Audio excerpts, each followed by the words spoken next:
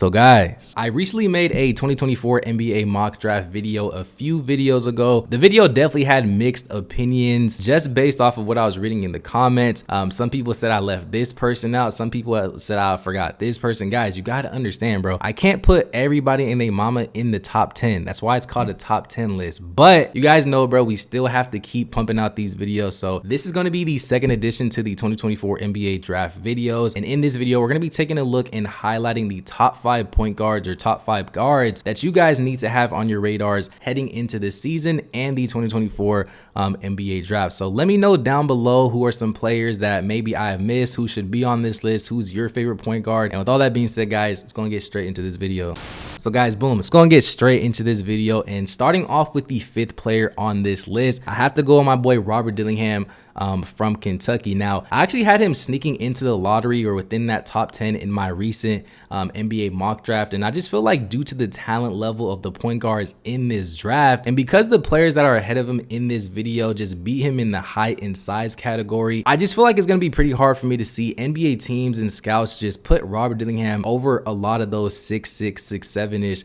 point guards in this draft. Now, despite Robert Dillingham only being 6'2", I personally feel like he does have qualities and tools that you need at that size to actually be successful in the NBA. You have to be a solid floor general. You have to be able to shoot the ball. You have to make some sort of impact on the defensive side of the ball. You need to have a first quick step. You have to have the ability to change speed. You have to be able to slow the game down as a whole. You have to be a point guard leader for your team on and off the court. And I definitely feel like Robert Dillingham has a lot of these qualities in his bag. We've already seen Robert Dillingham be able to orchestrate an offense so far with Kentucky, especially with the vast amount of personalities and play styles that Kentucky has. And I really love the fact that Robert Dillingham has been able to show us what he can do in transition by being able to push the ball, finish at the rim, and also being able to just simply draw defenders in whenever he attacks the rim to where some of his teammates can actually clean up his misses. And I'm telling you guys, that's a really underrated skill that people don't really talk about. It looks like so far for Kentucky, he's averaging close to 20 points a game. And I'm telling you guys right now, there's really not many players that I've personally seen that can really stay in front of Robert Dillingham whenever he's in the groove. He has a quick first step that allows him to blow past his defenders, and he's really shown that he's capable in making those 3-point shots, whether it's off the ball, whether it's off the dribble. And it's actually kind of crazy. I've actually seen many people describe Robert Dillingham's game as microwavable. Some people say that you'll either live or die by his scoring, but I still think the fact that he can still make plays for his teammates as an overall point guard, that's going to serve him right in the NBA. But obviously there's going to be questions about his defensive impact just because of his size, but just based off what we've seen, I think he'll be fine. Now at the number 4 spot, guys, I gotta go my boy Bub Carrington. Hopefully I'm saying his name right. I know he has a long name, but we're going to be referring to him as Bub in this video. Now, Bub is another player that's actually been rising from what I've been seeing in many people's mock drafts.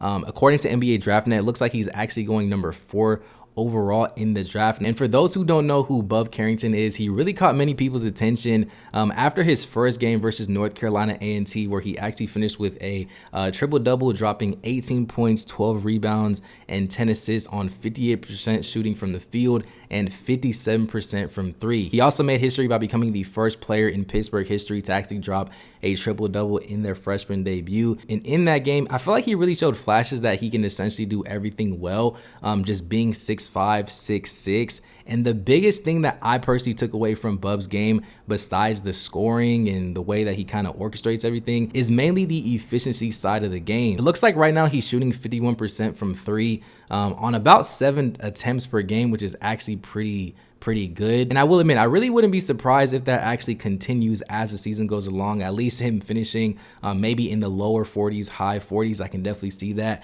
And I know right now Pittsburgh hasn't played the top of the line schools or anything like that, but just based on what Bub has shown us so far, it's really going to be hard for NBA teams to pass up on him and not consider him a top 5 point guard in this list.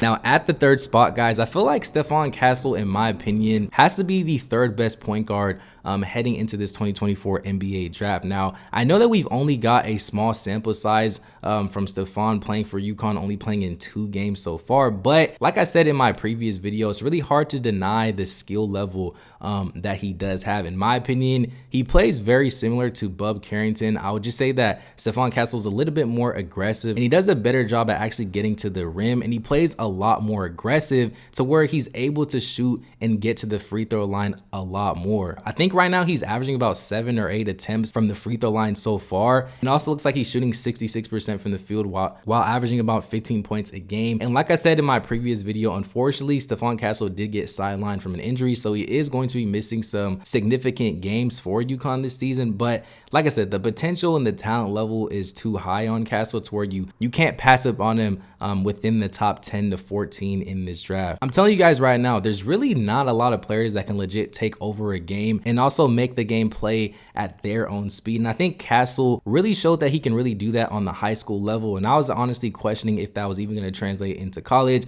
So far, it looks like it has. But like I said, he plays with a very crafty and aggressive play style offensively. And just based on what we've seen for UConn so far, it looks like that's actually translated over on the defensive end. We've already seen him play great on-ball defense, being in the passing lanes, even getting some chase down blocks. So like I said, I think Stefan Castle is going to be a great prospect heading into this draft. Now, I know Nikola Jokic might not be the household name, at least in this specific moment in time, but this is the player that people are saying is the next big guy to actually come out of Serbia. And guys, I feel like we have to take 2 seconds to really thank this man, Nikola Jokic, for putting on the whole Serbian community, bro. I feel like ever since he's been taking over the league, I feel like the spotlight has really been on this country as a whole. And like I said, Nikola Jokic might be that next guy to come out of Serbia. But even if he wasn't playing in Serbia, I still think he would really be high on the draft boards in this draft. Like I said, he plays overseas. He's 18. He's still going to be 18 heading into the summer league next season. He's already playing with pros. I'm telling you guys right now, he's going to be more than ready to play in the NBA. Now, speaking a little bit about his game, his IQ instantly, you can tell, is off the charts. He plays with his head up. He's able to make reads that are far advanced for his age. He has a quick first step that allows him to blow by his defenders, to either finish with either hand at the rim or even just to dump it off to his big or even a shooter in the corner. Now, I will admit, he's really not the most athletic player out there, but I think the fact that he has great footwork, both in the perimeter and even in the paint, I think a lot of NBA teams are going to look past that. At the end of the day, he really is a big guard, and the fact that he's 6'6", we've already seen him be able to drop 41 points in an overseas game. Like I said, there's really too much to like about Nikola. Now, I personally feel like it's safe to say that Isaiah Kler is the best point guard in this draft. In my personal opinion, I feel like he can really do everything that every guard in this video can do. It's just Isaiah Kler is just far more developed. And I think he's a lot more NBA ready than everybody else on this list. I mean, his ability to just read the defense, push the ball, the fact that he can make any type of pass in the book, I just feel like you just cannot pass up on a guy like Isaiah Kler, pun intended. You'll notice that he's very patient in pick and roll scenarios. He knows when exactly to dump the ball either to his big, throw lobs, dump offs, whatever it is, even throw the ball in the corner on the wing to a guard. Isaiah Kler just plays with a level of IQ that's just far advanced for his age. I just feel like every single time that I watch Isaiah, especially in the half court setting, it's really just hard not to fall in love with his game. I'll say it in the past and I'll say it again. I personally feel like his game is very similar to John Morant as far as his quickness, his speeds, the ways that he can get to the rim. I'm not saying that Isaiah Kler is going to dunk on you, but just his quickness and his speed that's very similar to John Morant. And I'm telling you guys right now, there's a lot of NBA teams that could really use Isaiah Kler. I just feel like he plays with a level of excitement. He's really must-watch TV. He's a box office type of athlete. I feel like a lot of people are going to pay a lot more attention to Isaiah Kler. But guys, that's my personal top 5 point guards heading into the 2024 NBA draft. Like I said, if you guys want a shooting guard edition, small forward, power forward, center edition, also let me know some players that I may have not put on this list. Who did I miss? Do you agree with my list? Let me know down below, and I'll see you guys in the next one.